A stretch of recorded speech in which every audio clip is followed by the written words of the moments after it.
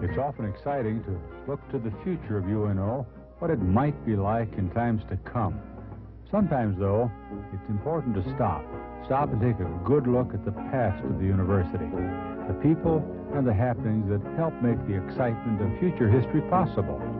With this in mind, join me for Reflections in Time.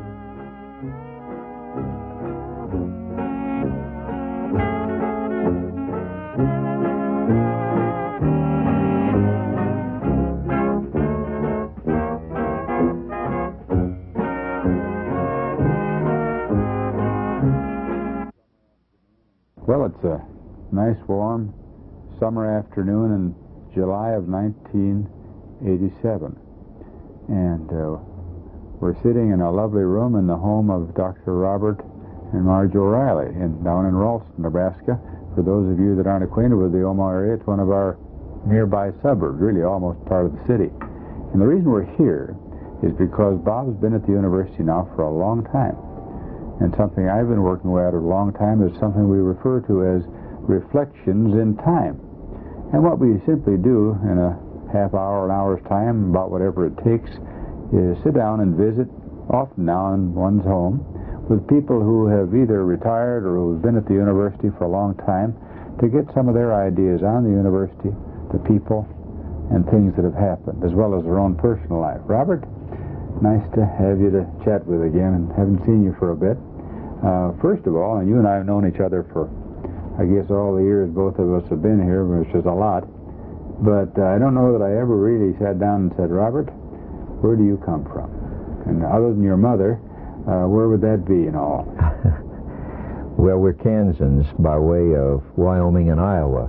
What do you mean by way of Wyoming and Iowa? Well, having lived in Wyoming. But you were born in Kansas. Yeah, and in Iowa before we moved from Sioux City to Omaha in 1964, I guess it was, or 63, one of the two.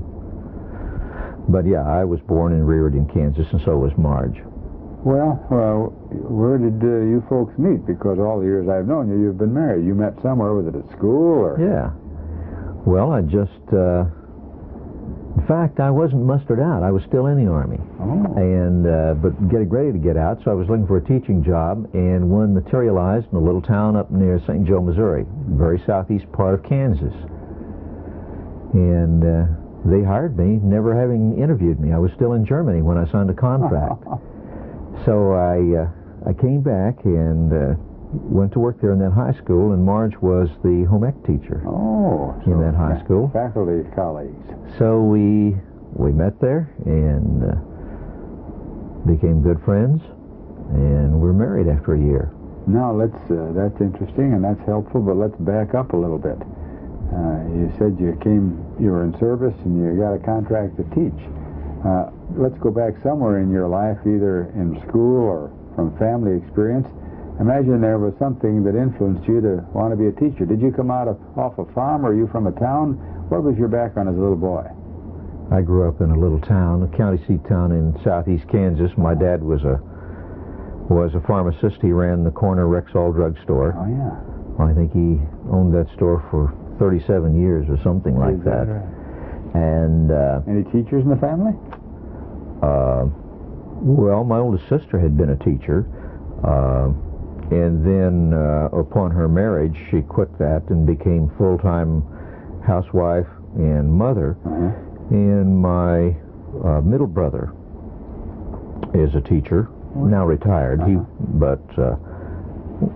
my father was for a long time a member of the Board of Education in that school district and a very strong proponent of public education. So I came by that interest very naturally. Yeah.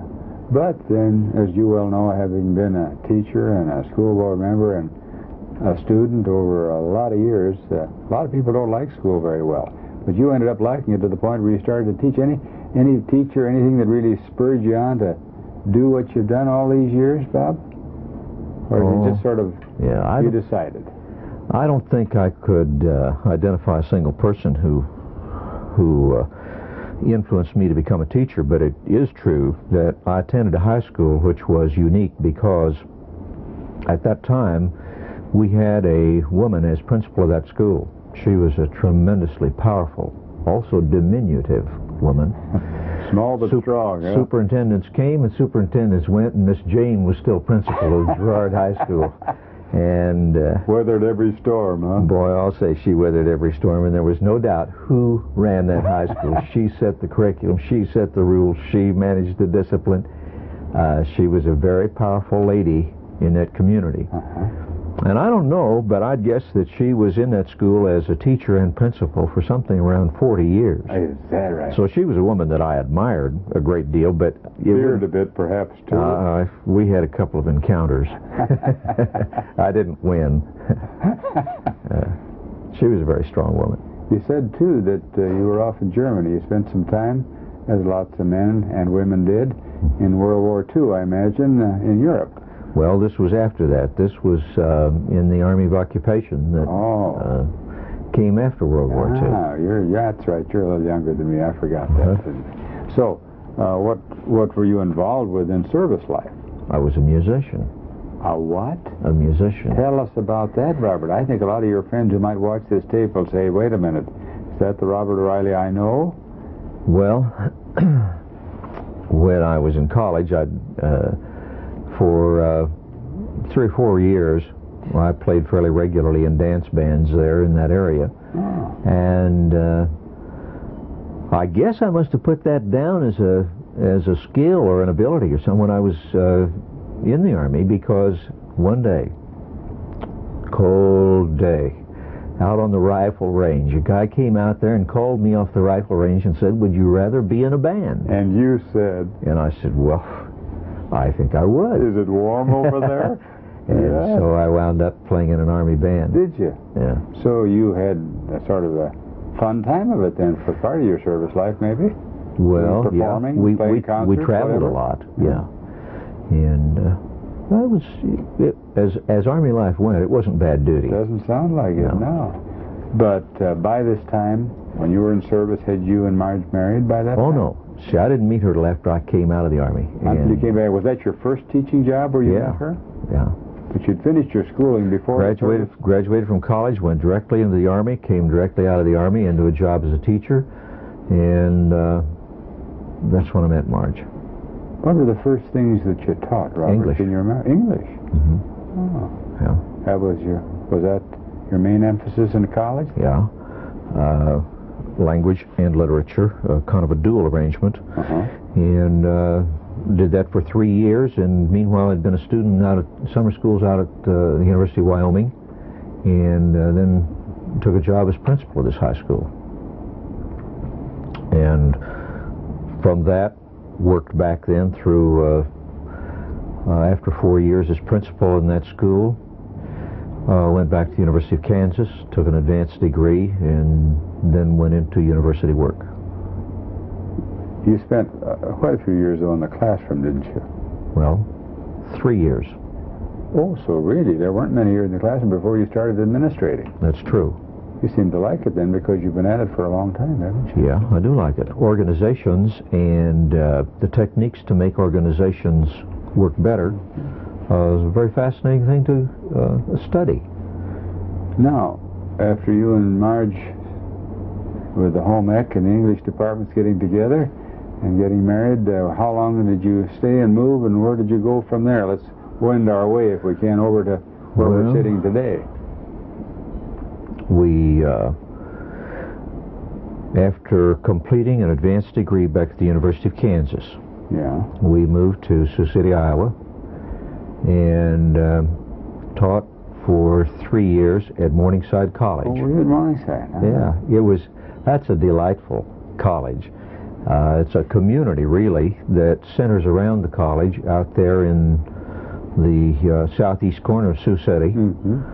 And we had a fine experience there, made many good friends, but decided that there were some things that I wanted in my professional life, And so when a job opened here at what was then Omaha University. What year would that have been? That would have been 1964 when we came here.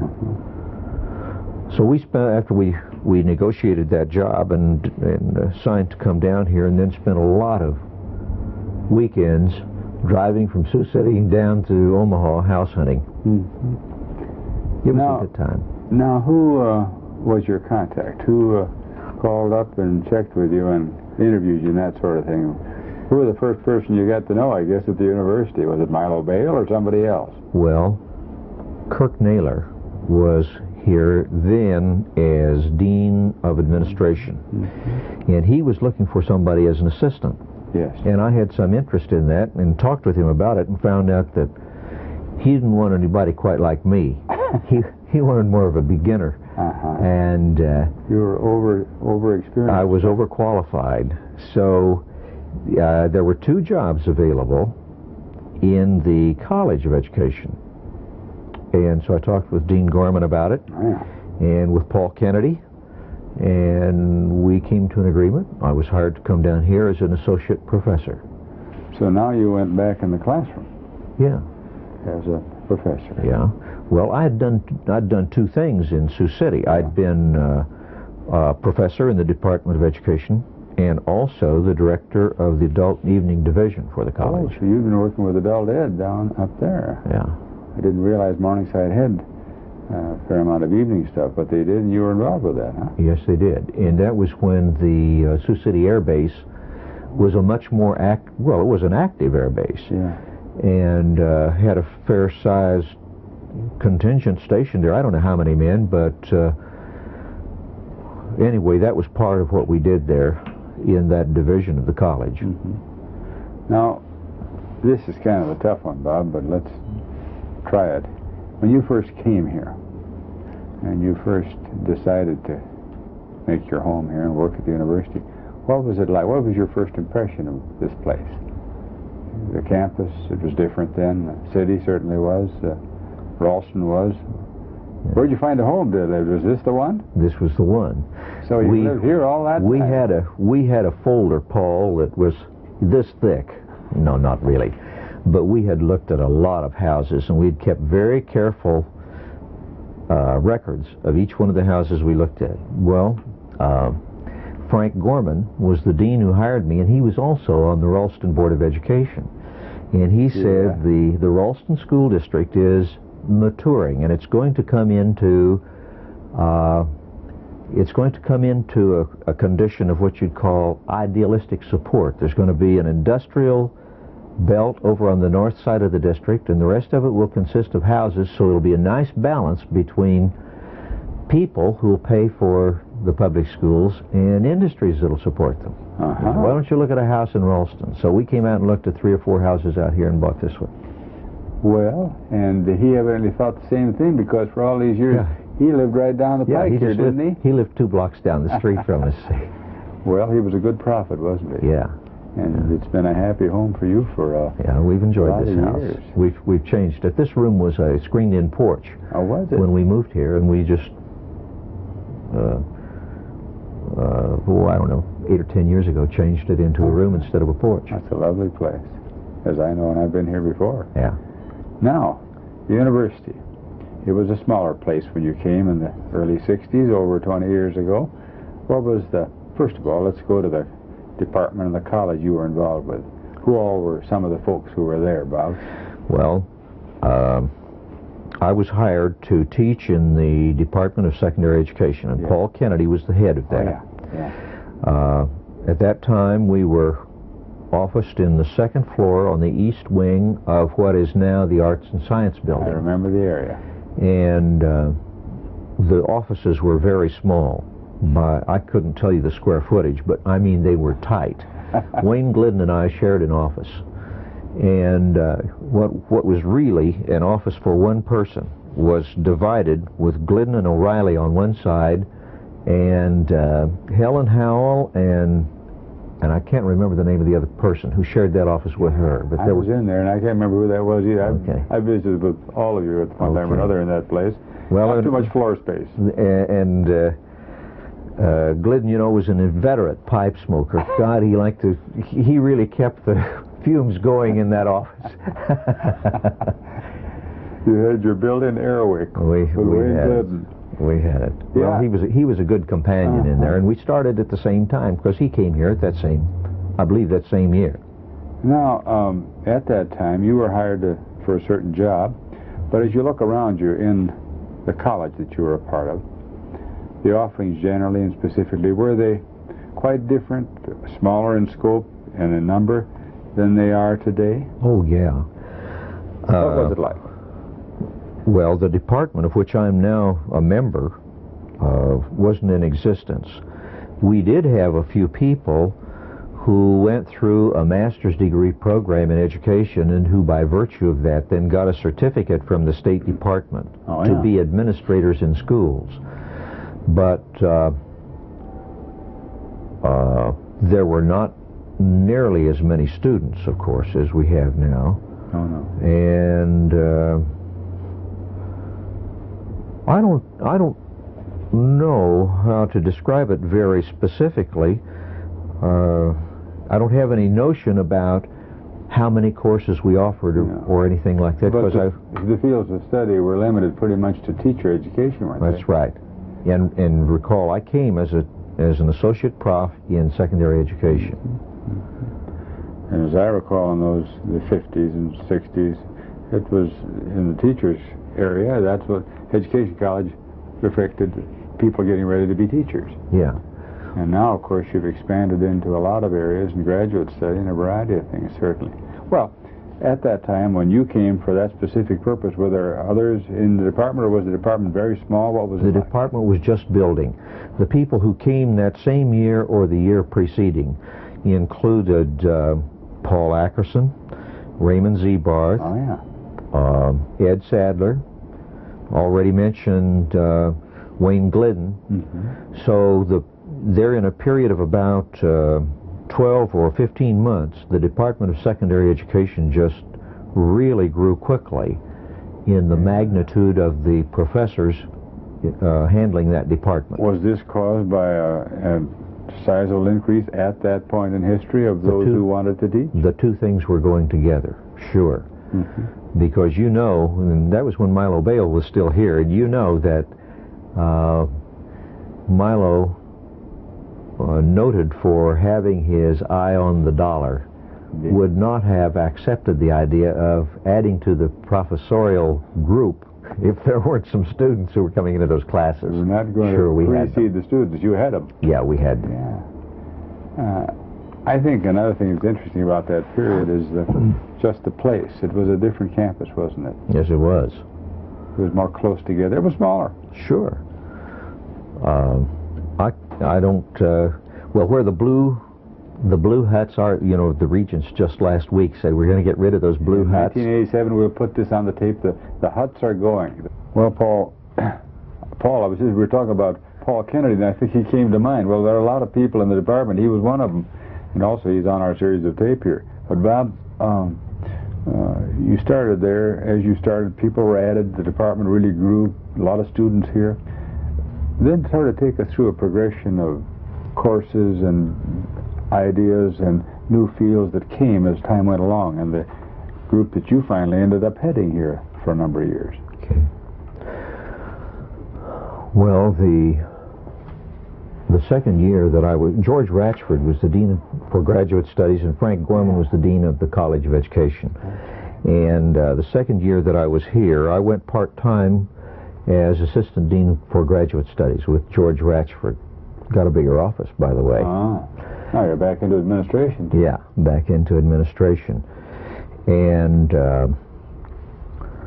I stayed in that posture, administration in the graduate office, and professing in either secondary education or educational administration, but just picking up one or two classes. So I was kind of out of the College of Education in what you'd call the mainstream of the college. And after Milo Bale retired, I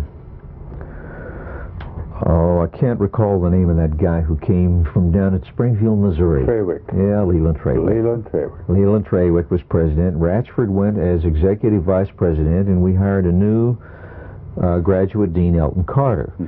So I stayed as assistant and then associate dean for Elton. And that period of 2 or 3 years led us up to the point where Trawick was gone and Naylor was then president of the university. And I believe it was in 1968 then that Naylor led the movement to change the university from the Municipal University of Omaha, dependent upon a very small tax levy in the city of Omaha, to a portion of a state university system. And that was a successful petition drive in the city and successful in the legislature, so that in 1968 we became the University of Nebraska at Omaha. And I happened to be, at that time, I was working as, kind of worked as an administrative flunky for various people. And I did the North Central examination report that year. And I'll always remember that I went with Naylor back to Chicago to the NCA convention. And it was really an eye-opener to me to see the way people came to him, admiring him and questioning, how in the world did you ever get a state legislature to accept a debt-ridden, well, we weren't debt-ridden, but we were having financial problems. How would you get them to accept an institution that was having financial problems and take it on as an obligation of the state? He was much admired, and people came from all over the nation. We were there in the Palmer House in Chicago, and as I say, it was really quite a revelation to me to see how people wanted to know, how did you do that? What did he say? Do you recall? Well, mostly he talked about effort, and how you just had to assume always that you were not going to make it, that it was a political venture and you were not going to get the necessary number of people convinced, and you just had to put out effort and keep running. You make your arguments and you make them again, you make them again, you make them every place you can. And this was, he had good arguments, there's no doubt of that, but he also had the energy and the effort. Yes. And he brought it off. Oh, indeed. So it was an interesting period. Yeah, it was. As long as we talked about that, and maybe we digress a little from the general pattern of academic activity, but you were out of it fairly well there. You were into administrative work in these years pretty much, weren't you? Yeah. What did you personally think of the merger? You'd come to this university, as many of us had. It was a nice municipal Omaha university. And now we're going to be part of something bigger. Okay. And as you recall, there were various opinions on that subject in the 60s. Well, my position was dictated by Naylor. There had been created a new job at the university called Coordinator of Grants, and I was that person, because that was the time when the federal government was beginning to come into higher education with grants of money for particular programs. So I was handling all that. Before we had a grants department and office, wasn't it? I was it. You were it. I was it. That was just the beginning of it, He succeeding, I did a lot of traveling. I was moving back and forth from here to Washington, D.C. with frequency. I was back there at least once a month and sometimes every other week, talking with people about things that we might be doing at UNO, or then the Municipal University. While Trawick was president, Trawick said, when you travel for the university, you always travel first class. So I always got a first class ticket. Very nice. Wow. When Naylor became president, he said, I don't know how you travel, but I always travel coach. So from then on, I traveled coach. Well, just like I took that cue from him, I also took from him the cue on my position for the merger. I was for the merger. I put a bumper sticker on my car. I talked with neighbors who were going to vote on that, and so I tried to carry some part of very small part, but some part of the responsibility for persuading people that the municipal university should become a part of the state university system. You had that feeling. You followed the line of our leader, Naylor. I sure did. But what did you feel about the campus, the faculty, the staff? What did they generally feel? What was your feeling about it, their feeling on it? I really don't recall, Paul. I'm sure there were divisions of opinion on this, but I don't really recall people or meetings that might have been held. I was kind of deep into the political advocacy side, so probably anybody who was opposed to it didn't come to me to talk. You were definitely on the side of the Let's Do It group. Yeah, I was. They prevailed, certainly, and that's history and an interesting part of our history, but from there we've gone to size in a variety of ways. Now going back on the other side of things in those years, the merger and the growth of the university, here's when we started to really experience growth, didn't we? We sure did. Let me give you an example. At that time, working in the graduate office, I had a different level of control at that point about how many people got into classes than is true nowadays. Nowadays, the question of control of people going into classes resides in the department. At least that's true for graduate students. But at that time, it was in the graduate office. So if somebody said, well, there are 25 people in that class and there are only 25 cards, and so it's full, if I wanted to say we're going to be 30, why, I could do that. Now, I didn't do that completely independently of the professor involved. I certainly hope not. But those decisions cleared through me because that was one of my designated tasks. And I can remember the classes just ballooned so all of a sudden that we had so many more people than we could handle that I had people coming and begging. I would say, we can't put any more people in that class because we're out of chairs. And some student, prospective student, would say, look, if you let me in there, I'll sit on the window ledge. And the growth of the institution, as we came out of that time of municipal university and into the state university system, was so phenomenal that you couldn't help but be impressed with it. Do you think the merger itself, not only from the financial end, but the growth generally has been pretty much dependent, as our being a part of the big university, that's what's helped us grow? Well, or one of the major factors? We've had a different financial base. And although our tuition has risen steadily, and we are, you might think that we're more in the form of a state-assisted institution than a state-supported institution. And really that's true. Students do carry a very large proportion of the cost of the institution by way of tuition. Still, it isn't anything like it would have been had we stayed a municipal institution. I had some cause to study some of those others and do some comparisons, and after all, the organization of educational institutions is what I study and what I profess. And if we had stayed a municipal institution, I wouldn't be surprised by what our tuition right now would be triple what it is.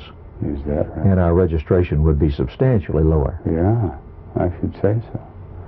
Now, educational administration, you alluded to it. And you worked at it, you worked at a variety of jobs at the university. But right now, in 1987, as we sit here in your home and visit about things, you head up a group that really didn't exist not too many years ago. That's true. Educational administration. Tell us a little about all that and how it came to be, really. Well, there were two people who were integral in the formation of what has become the department. These were Kenny Burkholder and Darrell Kellums. And both of those were men who had substantial experience in the administration of public schools and who came here as professors and formed what came to be the department. The department must be about 19 or 20 years old now. And there had been a cluster of courses devoted to leadership and understanding of organization in education, but it hadn't really coalesced as a department. And with those two people as central figures and several part-time people, in fact, you might think I was for a while a part-time person, because at the same time that I functioned in the university as Director of Institutional Research and Grants, which was what I finally did in administration at UNO. I also continued to teach a course in school law to students in educational administration. So there were part-time people coming in. George Ratchford was an executive vice president, and he taught a course in educational plants. Remember, you may recall, he worked for the Leo Daly Architectural Company, so he was experienced in this. And Kirk Naylor, after he was fired, came into that departmental cluster to teach courses in educational finance and business management. So you had a lot of part-time people with a lot of solid experience as a part of this unit. On the other side of the coin, what was interesting, I was thinking as you were talking, Bob, before we started to do this, and we not only relate here to the university, but generally, administrators across the country in high schools and elementary schools, teachers, how did they mainly become principals and superintendents and that sort of thing by way of experience and that sort of thing without any formal administrative training like what we were having? So were we, what I'm leading to, pioneer in that area, or were there schools all around us that were ahead of us on that? Yes, we were certainly not pioneers. It's a 20th century phenomenon, but institutions on both east and west coasts, Stanford on the west coast and Columbia, Teachers College and Columbia University on the east coast, they had departments of educational administration prior to World War I. Did we start slow, or did they really flock in when we started emphasizing this sort of thing in our part of the world? Well, we've had a fairly steady clientele coming into the department. The numbers of students is down now from what it was, 8 or 10 years ago. It reached some kind of a peak, then declined, and has stayed steady now for several years. But we do only graduate work. The students who come to us typically are 30 or 35 years old. They have 5 to 10 years experience as teachers in some school setting, and combining their goals and ambitions with their experience as a teacher, they want to gain some kind of new understandings about how do schools work? What can a leader do in a school which will influence the qualitative characteristics of the school? What kinds of things do those people have to know to keep the schools out of trouble? And those people come to us, then they're quite mature students, and we offer courses only on Saturdays and at night. You really offer courses for the working man and woman, then, right? That's true. And they're all out in school business, most of them, by the time they arrive at your graduate level. That's true. When they're finished, what do they have in their pocket that bodes well for them in becoming or continuing and expanding their horizon of administrative work? Are they certified in some way that relates to recognition by our state or the nation? That's true.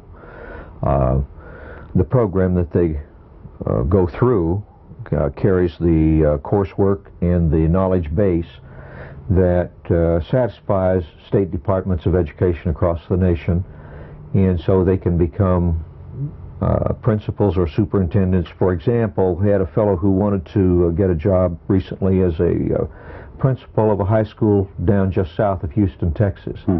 And he could take all of his coursework with us except for Texas history. Texas history they require, and he couldn't get that from us. Different states have slightly different requirements, and so if our students meet the requirements for Nebraska, they can reciprocate in almost every state. And that allows them the freedom of movement among jobs and so on. But our people really don't move very much. I don't suppose more than 10 or 15% of our graduates go out very far. We'll maybe have people, they're pretty much location bound, And so we'll have people who will, they'll be out maybe 50, 60, perhaps 100 miles, but they're pretty much in our area. Has the student body, the complexion of it as you're describing now, changed at all since the merger? Is it different, or is it about the same? Do we stick to our same guns and have the same group of people from the same area? Well, the area is the same, but the group has changed, and it's been different at different times. Oh, is that right? For example, we had a period of time when we had a very large proportion of black students. Now we don't have so many of those. Now the group that we see predominating is female. Oh, is that right? Yeah. Well, it's reasonable enough that, after all, when you think about the people who comprise the workforce in elementary secondary education, it must be 75 or 80% female. But they've never really had a strong interest in administrative positions until quite recently. And now we see more and more women coming into our classes. We'll have classes that are 60% female. Is that right? Yeah. Taking after that principle you were describing in your young days. Yeah. Well, you know, there are here in the Omaha area now, there are 3 or 4 principals. Joyce Christensen over at Omaha South High, Ramona Barty over at Morton Junior High and OPS, and Martha Novak here in the Ralston High School. There are several women who are moving into predominant, very dominant areas of educational leadership. And not too many years ago, you could run down that list and every one of them would have been men, right? Yeah. Robert, we've been talking a lot about teaching school administrators, but our College of Education historically spends a lot of time out in the schools, and you in particular, along with your administrative duties at the university, spent lots of years in your home city here at Ralston as a part of the school board. Why did you decide to do that? Because of any special reasons? Did you feel an urge to do it for a very specific reason, or just you kind of like that sort of thing? You've done it for a long time, did it for a long time. Yeah. Well, as I told you, I'm an advocate of public schools. I believe that they are a great strength in our society and a necessary part of our society. And that's something that was advocated in my home, and I subscribed to it. And we had some people come knock on the door here one night, and it was a group of about 6 or 8 people. And they had a proposal for me, which was that if I would stand as a candidate for the Board of Education, they would be the cadre for a support group. And they weren't neighbors here. They came from an area of town, 20 or 25 blocks over southeast, about at the other edge of town, certainly. So I decided that I would, and was elected. And first try. Yeah. Good. Yeah, I enjoyed that work. I found that it was an easy thing to coordinate with my interests as a teacher and a researcher at the university. That must have been about 1972. It's a very controversial position. Kind of hard to do the right thing. There are a lot of conflicts in it. And what are some of the major things that get to be a problem? Well, I'll tell you, the thing which was most problematic for me while I was a board member always involved property. And there were 2 major incidents. One in which we bought property, and the board voted to and did buy the building, which is still used by the Board of Education for its headquarters building. It's over here at 86th Park Drive. It's a very adequate, not a fancy, but a very adequate building with good meeting space and good office space.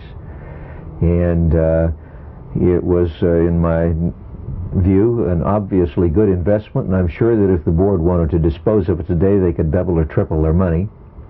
But it was not uniformly appreciated by all members of the district. And as a consequence of that, I think largely as a consequence of that, in the next election I was defeated. Well, right soon after that there occurred a vacancy on the board by way of resignation, and the members of the board elected me back to the board. There you went back again. So I went back to the board. after being off it for about a year, and served on the board then for another through another complete term, in fact 2 complete terms, and coming to the end of the second term, once again we had a property controversy, and this involved closing a school. We closed the school building, and I did not run for re-election. I'd made that, after all, I'd been on the board 11 years. My children were all through school by that time. And that's a connection which is very helpful to a board member, to have that kind of on the scene information coming back from a kid who's in school and gives you reason to be in the school visiting with teachers. So I decided to get off the board, but it was certainly a controversial time as I ended that third term on the Board of Education. Some would refer to it as a thankless job. Did you feel that sometimes? Oh yeah, it's a thankless job. But sort of like being the coach of a losing season. No, it's a thankless job, but that isn't true, because you're in a position where you can do some very interesting things. And the one thing that I took some pride in was that this high school materialized during that time as a high school with great strength in the fine arts, in music and drama. And that was a special interest of mine to see to it that we did some things in terms of hiring additional personnel, in extending programs, in buying equipment, in renovating and remodeling areas, and I feel very good about that, and felt good about it at the time that I was on the board, because there were things in which I had a special interest. Doesn't mean that I had any the less interest in physics, chemistry, math, English, and things like that, but I was able to see some of these other things materialize, the more, I guess I'd call them the cultural aspects of the kids' education. And doing this kind of work along with your university duties, I imagine the two tied together really very well. They did. You got to know a lot of people that relate to our university, or that had been there, and et cetera, et cetera, et cetera. Yeah, I also did a stint for, during that period of time, I think for 5, maybe 7 years. I was on the board of directors for the State School Boards Association. What did that involve? Well, that involved decisions about the kinds of legislation that we would lobby for each time the legislature convened, and well, mainly it's a political body, and the lobbying of the legislature and the decisions about what resolutions we would lobby for, money resolutions, program resolutions. These are the kinds of things that we would consider and talk about with other boards of education across the state. And that was interesting work too. We met about, that group would convene on Saturday mornings for about 7 or 8 times a year, something like that. Well, it was not only sometimes it was Friday night and Saturday morning, or sometimes it was just all day Saturday. So it was a fair amount of time. Yeah, it took a lot of time. Yeah. Well, all these additional duties and what's going on at the university and being involved in a lot of things has kept you very busy over the years. But it all fit together, Paul. It was a handy package for me, because I could use the acquaintances that I established. For example, a recent piece of research that I've done on the presence of females in leadership positions in education in this state. We were talking about a little while ago. Yeah. What did you find out? Well, what were you trying to find out? I was trying to find out if there is a greater receptivity now than there was 10 years ago in the hiring of females into positions of leadership. And one of the groups that I approached the superintendents of schools in 25 school districts and their school board members. Well, I could approach those school board members with credibility, because they knew me as a school board member, and they knew that I was a strong advocate for exactly the same things that they were advocating. So opened the door to some good research. That's right. So I got a good response. And what did we find? Well, we found out that there has not been any increase in the presence of females as superintendents or assistant superintendents, but there has been a very steady and substantial growth of the female presence in categories such as supervisor and director, and there has also been a very steady growth in that female presence in the principalship or the assistant principal position. Now, almost all of that has been in the Omaha metro area. Oh, not so outstate. Not so much outstate. Think it's going to change? Yes, I think it's going to change. One reason we thought that it might have changed was because there are so many more females on boards of education. So the reasoning was, well, if there are more women on boards of education, maybe they're hiring more women into leadership positions, but they're not. Not even in a state where we had no choice about gender in the last election for the governor, remember? We were, Nebraska was a first. Never before had a state had as, you had to choose, if you were going to choose between the candidates, you still had to choose a female. Yes. No such thing had ever occurred in any other state. Well, that kind of competition isn't yet present, but it's going to happen. And one reason it will happen is that there are a lot of school administrators who are just my age. 5 years from now, there will be a tremendous turnover that will have occurred. And many of those positions will be filled by competent, well-prepared, ready and waiting women. That have come through our program often at UNO. Some of them will have been our women. You bet. Now, you've been at this educational scene and for a lot of years, both as a parent, as a teacher, as a school board member, and as an administrative person at our university and heading a department. We hear a lot of controversial statements and read articles. Anyone who picks up a paper now and then can find education, or parts of it at least, in some sort of a doghouse. We've had trouble with funding now and then, and will historically for till the end of time probably in education. How do you assess the total scene as we visit here in summer of '87? Are we making some progress? Are the schools getting better? Are they about the same as they were when you started out? What does it appear to be to you? The schools are getting better. The schools are never going to lack for critics. I don't care what you want to do in a school, there will be someone who will disapprove it. For example, take this recent episode in the Omaha Public Schools over the question of how to present and how much to present in sex education. See, some people think that copulation is for recreation, and some people think it's for procreation and nothing else. And when you get such widely disparate viewpoints as that, and then you introduce the idea that, hey, we have a lot of people who are teenage, unwed, pregnant females. We need to help those people come to understand to do something better. Well, we've chosen the schools as the agency most likely to do that. But that's a tremendously difficult task and a controversial task.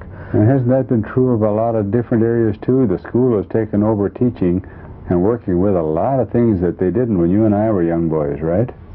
Well, in 1954, if it wasn't a conscious decision, it was certainly a decision when the Supreme Court decided that segregated schools were unlawful.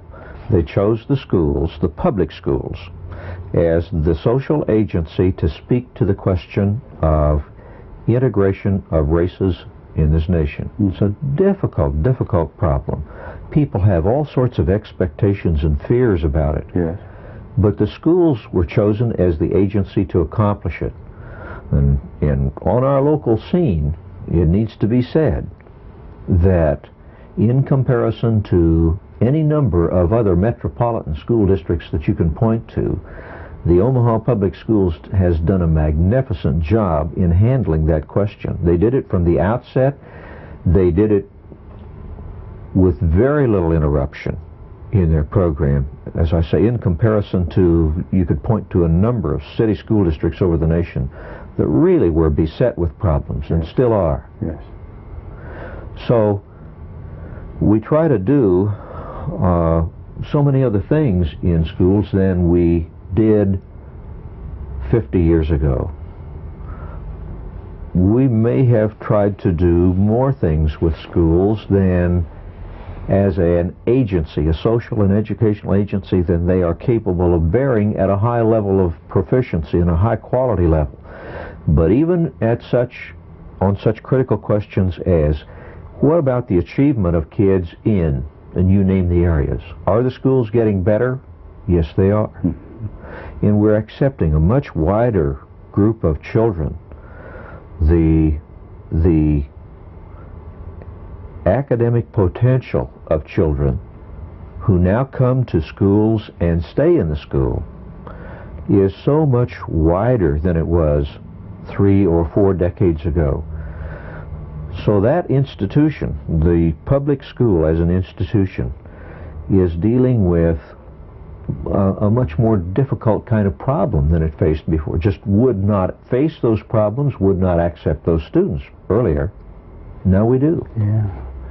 People, I think, have said from time in a variety of other ways that, well, the schools don't really keep up with what's going on in the culture.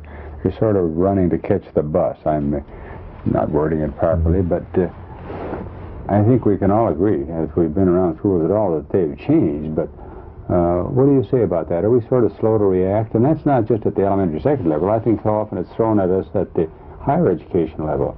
Okay. But we're really not with it in some ways. Well, what would you say to that? Schools are conserving institutions. That's true of elementary, secondary, and higher education. We conserve. That means that if we conserve the culture, we conserve the knowledge base, then it's very difficult for us to engage in rapid and substantial change. It comes quite slowly. That's true. I don't know that that's a fault. I'm not sure that I could, that I know about structures which could overcome that and still be conserving structures, because we want to conserve the knowledge base that we have in Western civilization. And we're the depository for culture. We are. We certainly are. And that's not to say that we don't change, because earlier in this conversation we talked about the College of Education at this university, how it has changed. We talked about the university, how it has changed structurally. But there's a lot that is the same. That isn't to say that it's bad. No. You know, another thing I wanted to start talking to you about, one of the things that make the university are not the bricks and mortar necessarily, it's the people. Sure is. And what you and I remember about the university relates to people, not sidewalks and trees necessarily, although they're important too. And I suppose everyone who's been reflecting on their time at the university has spent some time with me and on tapes like this, talking about the people that stand out in their memory as they think of the university, the people that come to mind. And now that's not an easy thing to answer, but you can pick it up almost anywhere you like, from the first day you arrived till today. But there have been a lot of people in your college and other places, in and around the university, the city, across the state in your case, that have been important to education and in turn to you. And I'd like to have you chat a little about it. Paul, the university is really a magnificent institution. Yeah, I agree. And it is the people. And I think earlier, before we started on the tape, I mentioned to you that there was a short period of time when we assembled a luncheon group that consisted of, let's see, it was Milo Bale and Kirk Naylor and George Ratchford, John Lucas, Paul Kennedy, and I was fortunate enough to be in that group, and we met just to talk about anything that popped into our minds, but almost always something about the university. Met about once a month. Well, those people were all very interesting, well-informed people, good-thinking people. I work with people in the College of Education now and in my department that are interesting people, They do things that are creative and thoughtful, thought-provoking. Analytical people, good at putting things together and making sense out of puzzles. Darrell Kellums, who's been in the department, he was the first chair of the department, and Tom Petrie, Kathy Caston, Blaine Ward, they're all just wonderful people to work with. We produce some outstanding students. In the past year, we've had Dean Chase and Butch Forsberg, guys who are now starting their first year as superintendents of schools. We've had Joyce Buckner, who graduated last January, who's director of elementary education for the Omaha Public Schools. We'll have Sue Manuel, who will graduate with a doctorate, PhD, in August. I know Sue. Who's the hotshot for the West Side Community Schools on mathematics and computer education. So we get to see some people who go into places where there are lots of hard tasks to perform, and they have real competencies to do these. And kids are the benefactors. Joyce Buckner, when she did her dissertation, did it on kindergarten education. Now, she learned a lot from that, and she came out with some special convictions, and she's responsible for the education for 4,000 kids every year in the Omaha Public Schools. That's a bunch. She's going to have a tremendous impact on a lot of people. See? So we get a big multiplier effect, and that's a gratifying part of our operation. You know, along with people, when we think of the future, even if we are retiring or getting close to it, education, as you look to its future, at the level we work at the college and university level, do you have optimism? We've had a lot of problems over these past years. Funding is one of them, and so on. We're not the fair-haired person that we were in some ways for funding we were a few years ago from government or other sources. What do you think the climate's going to be as somebody watches this tape in about 10 or 12 years? I'm optimistic. I think that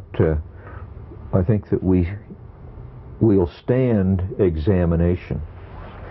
I think that our culture can't stand to be without the presence of the university. And I don't mean this university, no. I mean the university is a necessary presence at our place at our time. We have to have this kind of institution, and we have to have it in such size that it can take lots and lots of people. The intellectual capital that's necessary for citizens, American citizens today, to perform responsibly, to make decisions as citizens, to make their way in the workforce, the university is the very best place that they can get all of that kind of background. So I'm optimistic. If you had your professional life to live over, Robert, are there any things that you'd want to change? Anything you didn't get done? Anything that comes to mind? Oh, yeah. Like, right now I'm supposed to be working on a revision on a book, and that's future, though. It's difficult to... Well, I'll look back from some point and say, hey, why didn't I get working on that in the summer of 1987? Well, the summer isn't gone yet, but I haven't been very productive on that. How about futures? When you do retire, is there something you'd like to do that you haven't had a chance to do yet? Well, we'll do some more traveling, more traveling than we have done. We have a couple of trips we'd like to do, and I'd like to pick up a couple of hobbies that kind of slipped by the boards. So look around the room, you seem like you have some collections here. Well, I'm not into collecting anything anymore, but I would like to learn a new hobby. I'm going to learn silversmithing. Is that right? Yeah. That's not a lost art, and you're going to find it, huh? Well, have you been into it all? Why do you take an interest in it, Criss? Well, I don't know exactly. I don't know anything about it, but I'm determined that I'm going to learn. Well, I think as a reflection of all the things you've done, you probably will too, Bob. Yeah. You know, it's been very nice being able to come down here to Ralston and sit and chat with you for this past hour or so and get some of your opinions on life as it was and as it is and how it might be relating to university and lots of other things. I thank you very much for being with me for another of what we call Reflections in Time.